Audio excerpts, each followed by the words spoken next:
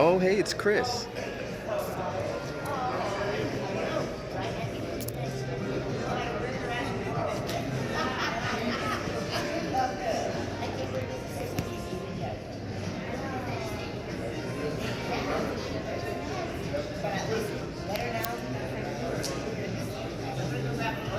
Oh, there's the chef, yeah.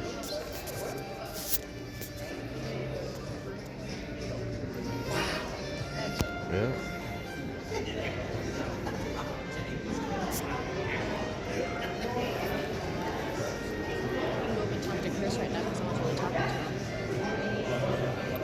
Well, I mean, we met him, the other day.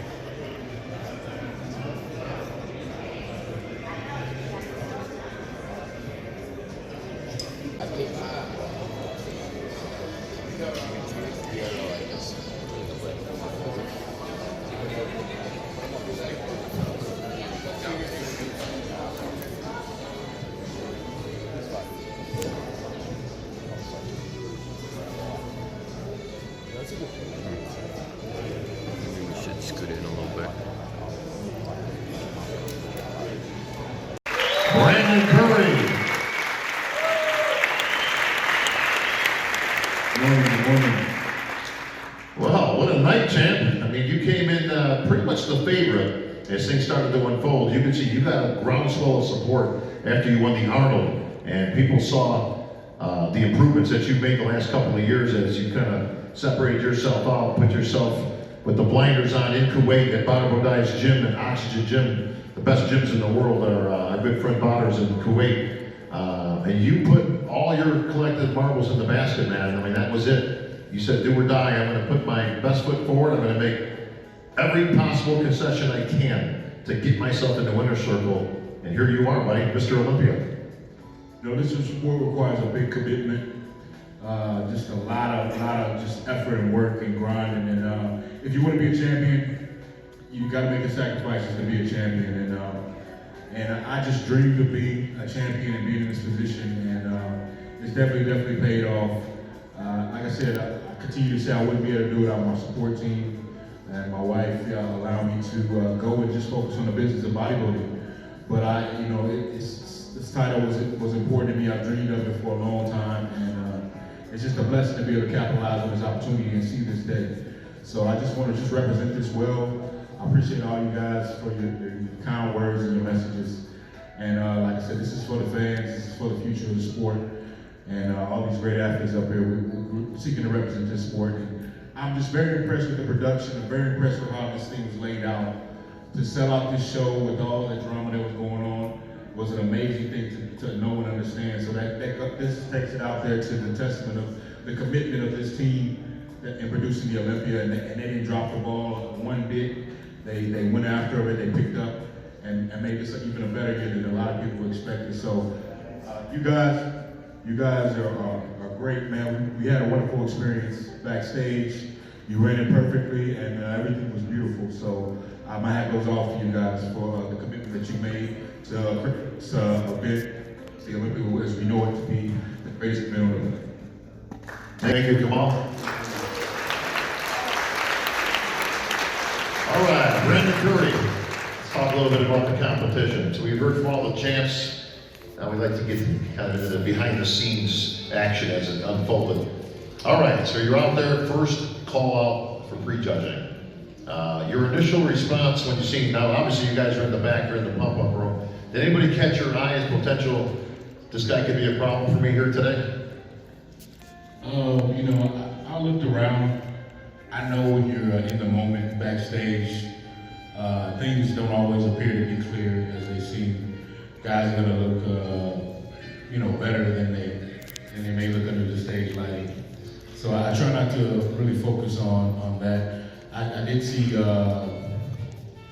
Hottie walk by. I felt like, okay, Hottie's on. It looked like Dexter was pretty much on. I actually see he looked pretty good, Dex. But he also looked a little flat. I knew William. He looked like his conditioning was good, but for some reason, his first perception, he looked a little smaller to me. Maybe not as full. My goal was to come in the prejudging to be as full as possible because I thought Steve was going to work us down. And I wanted to be able to survive the onslaught and not look totally like a mess after.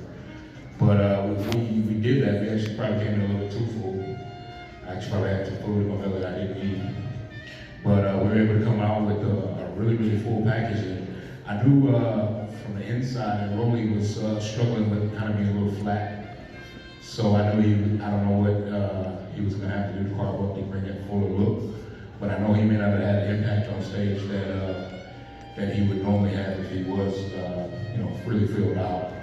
So being on stage, I just had the confidence that I need to do exactly what I needed to do, present myself in a dominant fashion on stage. I knew Hadi was going to play the game with the line, and I would have to keep my eye on him on peripheral vision to make sure he just wasn't 3 feet in front of me.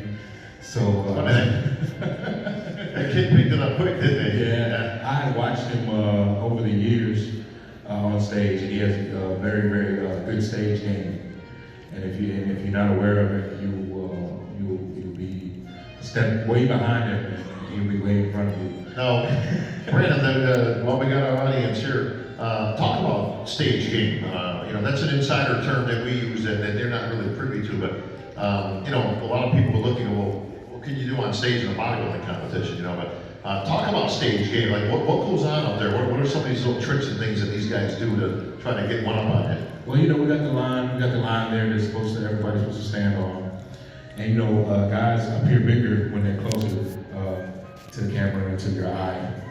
And that's why some of these photos, when you see guys, I remember when he competed against Nathan, a lot of times he looked like he was way bigger than Nathan because he was just a little ahead in front of him. So unless you're really, really close to the guy, you can't see that overlap. So with the stage game, it's a matter of just kind of getting that edge.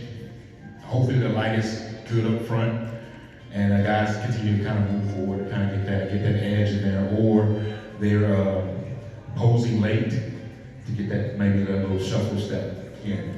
So you kind of time yourself. You got to time your poses. You can't get a rush, and you got to watch the guys to make sure that I'm pulling tricks. And then I wanted the judges to also know that this is what was going on. I was aware of it, and of course you can communicate to some guys, but unfortunately some guys you can't communicate to. So I think William was out there calling me a cheater because he was in between. He didn't see what Hadi was doing, so he was just calling me a cheater. So I was like, I had to explain to him later and show him pictures. I was like, man, bro, we're just playing a game, Until they call us, until they put us back in place, you got to play the game if you want to win. So it's all about stage dominance and not letting anybody get the edge on you psychologically or physically. And well, Dexter is one of those master communicators on stage for many years now. Obviously we all know Dexter, the veteran of the group, 20 straight Olympias, 29 victories, the Hall of Famer for sure. But Dexter, he can talk some game out there, can't he? Yeah, a lot of times you guys don't really see what goes on when we turn around. And when we turn around, a lot of times we can communicate with each other. We talk a lot of junk and a lot of trash. So Dexter, when we switching up in the lineup, he gives you that stare, like he got the best of you. And a lot of times, it's just fun, but it's competition. So, if any guy got any question in his mind, it can really affect you. It can affect you and delay you. I know when I was putting my hands out there to maybe keep Hadi back behind the line, every time I looked down at my hands, that would give him, he would be thrown off, and then by the time it's time to pose, he would be able to step up.